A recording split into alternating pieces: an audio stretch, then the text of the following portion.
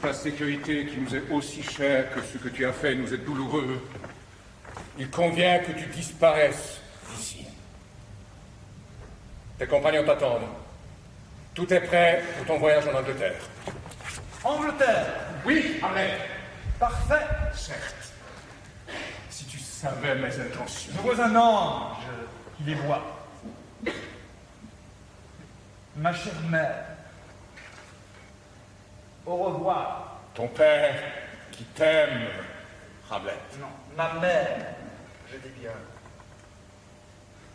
Car père et mère, c'est mari et femme. Et mari et femme, c'est même chair. Donc, ma mère.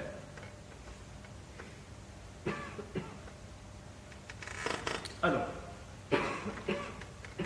en Angleterre, suivez-le pas à pas. Menez-le vite à bord. Ne traînez pas, je veux qu'il soit parti cette nuit. Allez. Et toi, Angleterre, si tu tiens tant soit peu à mon amitié, ce dont mon grand pouvoir doit te convaincre, puisque tu sens encore du glaive danois la cuisante brûlure, et qu'en tremblant tu nous paies un libre tribut, ne néglige pas notre commandement, dont la teneur, pleinement spécifiée dans une lettre, est qu'il faut tuer Hamlet sur le champ.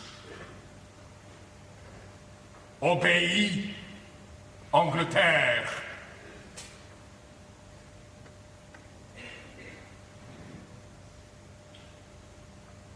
Tant que ce n'est pas fait,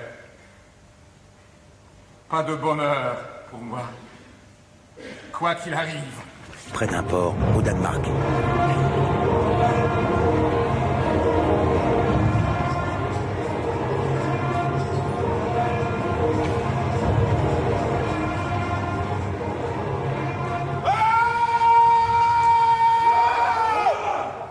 Capitaine, allez saluer le roi danois et lui dire que Fortinbras, comme convenu, le prie de lui permettre un libre passage à travers ses États. Savez-vous nous trouver? Si Sa Majesté voulait nous parler, nous irions en personne de lui rendre hommage. Faites-le lui savoir. Oui, monseigneur! Et dites à nos troupes d'avancer doucement.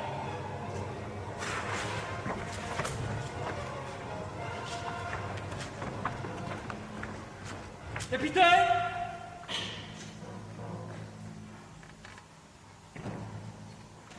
À qui sont ces troupes, s'il vous plaît? Au roi de Norvège, monsieur. Et où vont-elles, monsieur, je vous prie? Attaquer un certain endroit de la Pologne. Qui le commande, monsieur? Fortinbras, le neveu du vieux Norvège. S'attaque-t-il au cœur de la Pologne, monsieur, ou à quelques régions frontières? Pour être franc et sans exagérer, nous allons conquérir un lopin de terre dont on ne pourra rien tirer que la gloire. Pour 5 ducats! Pour 5, je ne voudrais pas le louer. Et ni la Norvège, ni la Pologne n'en trouveraient meilleur prix, le vendraient-elles en toute propriété. Eh bien, les Polonais ne le défendront jamais. Bien sûr que si. Il y a déjà une garnison. 2000 âmes. 20 000 ducats pour trancher la question de ce fétu. Voilà bien l'abcès de trop de richesse et de trop de paix. Merci, humblement, monsieur. Que Dieu vous garde, monsieur. Venez-vous, monseigneur? Passez devant, monsieur.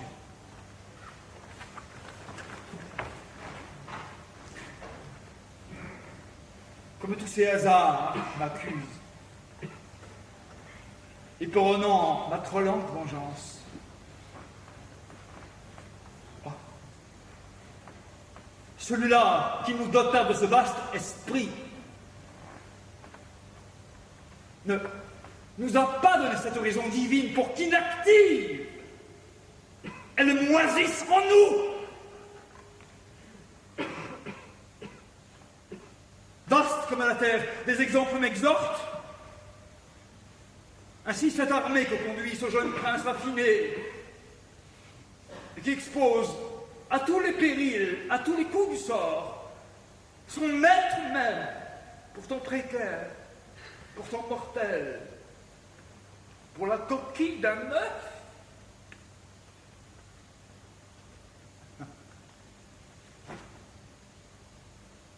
La grandeur vraie n'est pas de s'émouvoir sans un grand motif. C'est d'en découvrir un dans la moindre querelle quand l'honneur est en jeu. Et moi, que suis-je?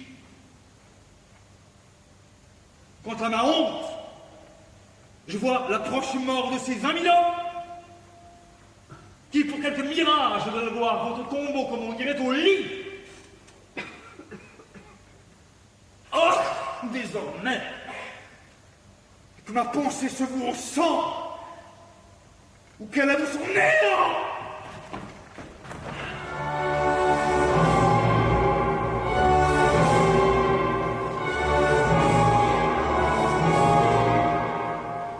Quelques semaines plus tard, elle se Je meurt. ne veux pas la voir. Elle insiste. Que me veut-elle? Elle parle beaucoup de son père. Il faut lui parler. Quel ordre? À mon âme malade, un rien semble l'annonce de grand malheur. On est si anxieux quand on se sent coupable, si démuni, qu'on meurt de craindre la mort. Ouais, la belle reine du Danemark! Que me voulez-vous, Ophélie?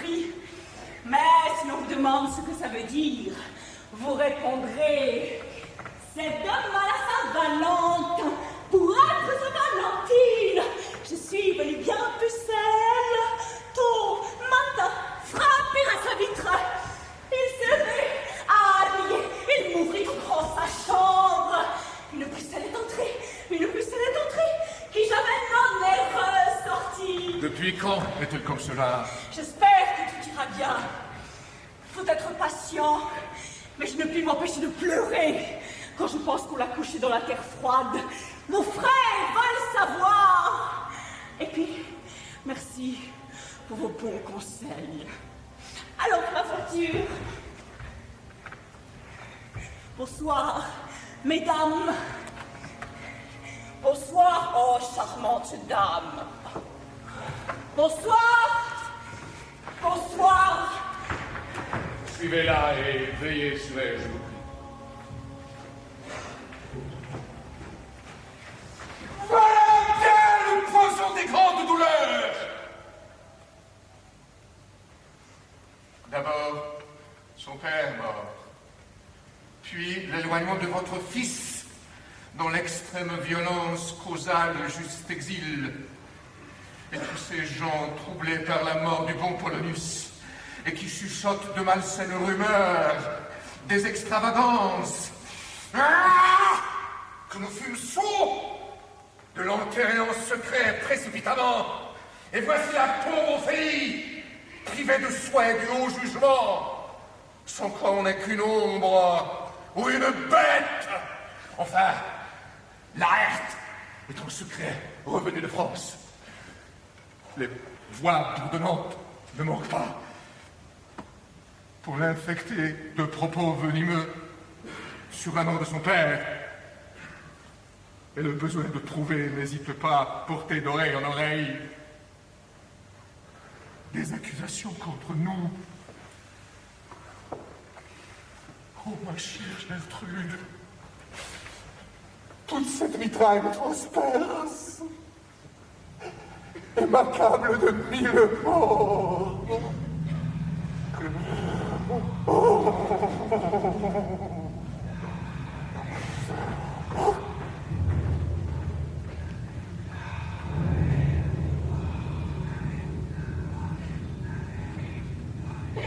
Qu'est-ce que ce bruit? Que se passe-t-il? Gardez-vous, monseigneur. La jeune Laërte et ses insurgés renversent vos officiers. La populace m'acclame roi. C'est à nous de choisir, dit-il. Que Laërte soit roi.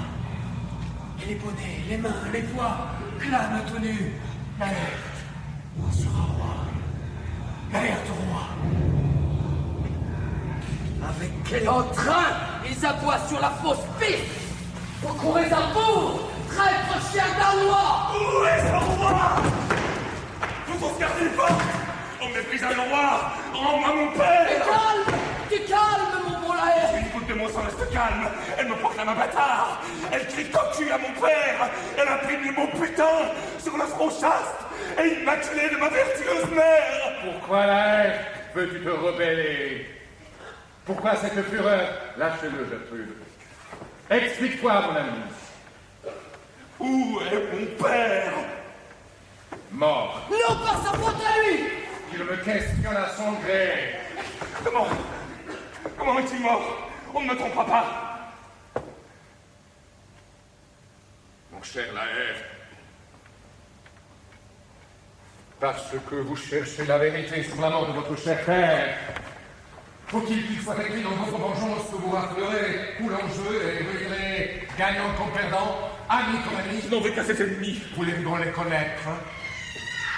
Je les supplie. On l'a enterré. Tralalala, dans l'air. Et tant de...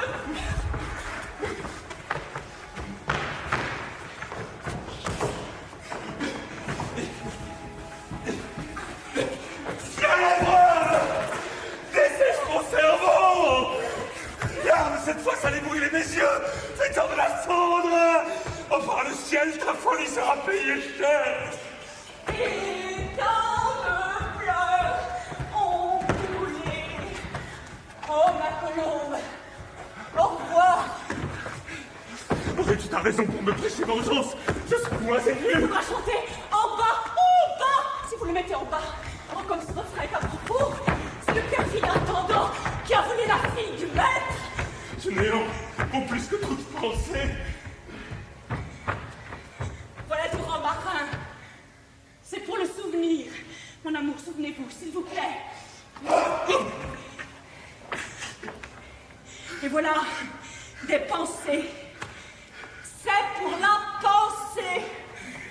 La pensée et le souvenir que l'on finement de la folie. Voici pour vous du fenouil et des encoliques.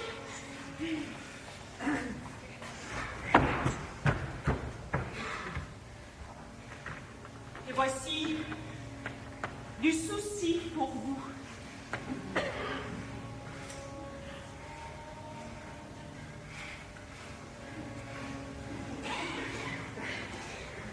Et j'en garde un peu pour moi. On peut l'appeler l'herbe de grâce quand c'est dimanche. Non, il faut la porter d'une autre façon.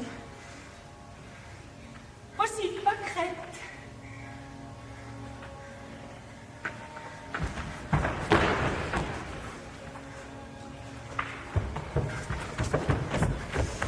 J'aurais voulu vous apporter des violettes, mais elles se sont faites tout au moment que mon père est mort. On dit qu'il a fait une bonne fin.